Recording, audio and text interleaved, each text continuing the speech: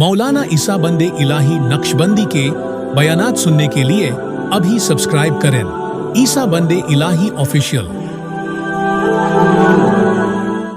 इंसान की दौड़ किस चीज़ पर है? कसरत के ऊपर है, ज़्यादती के ऊपर है। माल ज़्यादा हो जाए, औलाद ज़्यादा हो जाए, चीज़ें ज़्यादा हो जाए, घर के सामान बढ़ जाए, घर में फर्नीचर बढ़ जाए, ज़्यादा हो जाए। ज़्यादती के पीछे इंसान दौड़ लगा रहा है। अब कसरत इंसान के दिमाग में इतनी ज़्यादा बैठी है, उसके बगैर उसका जीना दो भर हो गया, मुश्किल हो गया। आराम से नींद भी ले नहीं पाता है, क्योंकि उसके दिमाग में एक ही बात बैठी है कि कसरत हो, किसी तरह कसरत हो। और कुरान करीम क्या कहता है कि वलौ अन्न अहलल कुरा आमनु वत्तकौ लफतहना अलैहिम बरकातिम मिनस समावाति वल अर्द। एक बस्ती वालों से कहा कुरान करीम ने कि ए बस्ती वालों, तुम ईमान इख्तियार करो और तकवा इख्तियार करो। लफतहना अलैहिम बरकातिम मिनस समावाति वल अर्द। अगर तुमने ईमान इख्तियार कर लिया और तकवा इख्तियार कर लिया, अल्लाह से डरने वाले बन गए, तो याद रखो लफतहना अलैहिम बरकातिम मिनस समावाति वल अर्द। अल्लाह ताला आसमानों ज़मीन में तुम्हारे लिए बरकतों को खोल देगा। ज़्यादती नहीं कहा कि अल्लाह माल ज़्यादा कर देगा, बरकतों को खोल देगा। 2 रुपये हैं, अल्लाह उसमें बरकत डाल देगा। ऐसा नहीं कि लाखों रुपए कमाने वाला है लेकिन बरकत कुछ नहीं है।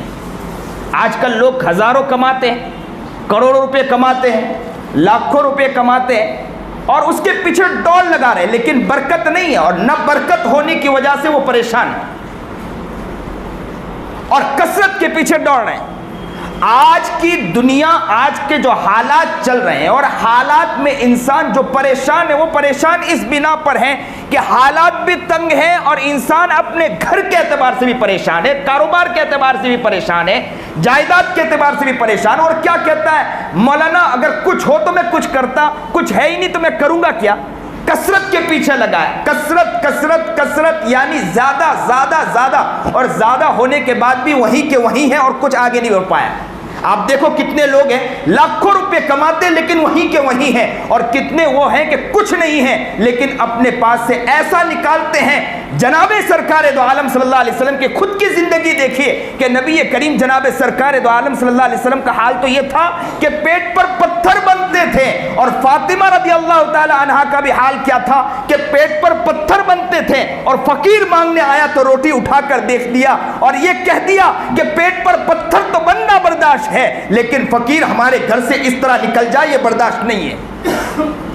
लेकिन लोग कसरत के पीछे दौड़ रहे हैं, ज्यादती के पीछे दौड़ रहे हैं, लेकिन बरकत के पीछे नहीं दौड़ते हैं कि बरकत असल चीज है। बरकत अगर मिल जाए तो कामयाबी है, अगर बरकत न मिले तो कोई फायदा नहीं है। इसलिए हजरत जुनैद बगदादी रहमतुल्लाह अलैह के बारे में आता है कि एक शख्स आया और आकर कहने लगा कि हजरत मैं हज को जाने के लिए मैं तड़प रहा हूँ, हज में जाना चाहता हूँ। हजरत ने 2 रुपया अनायत फरमाया कि जाओ हज के लिए चले जाओ। और वहां से वो निकले, कहते हैं कि थोड़ी दूर नहीं गए कि एक काफिला जा रहा था हज के लिए। उन्होंने कहा कि आप कहां जा रहे हैं? तो कहा कि मैं भी हज के लिए जा रहा हूं। तो कहा कि असल मसला है कि हमारे साथ एक शख्स चल रहा था, वो बेचारा बीमार हो गया, उसकी ऊँटनी हमारे पास ऐसी पड़ी है, आप ऐसा करें इस ऊँटनी पर बैठ जाएं और खाना हमारे पास महफूज है, हम खाना आपको खिला दिया करेंगे। कहते हैं यहां से हज के लिए निकले, हज पूरा करके मुकम्मल हज किया। हज करने के बाद दोबारा आ गए। जुनैद बगदादी रहमतुल्लाह अलैह ने पूछा कि आपने हज कर लिया? कहा हज कर लिया। तो कहा कि वो रकम बची कि नहीं बची?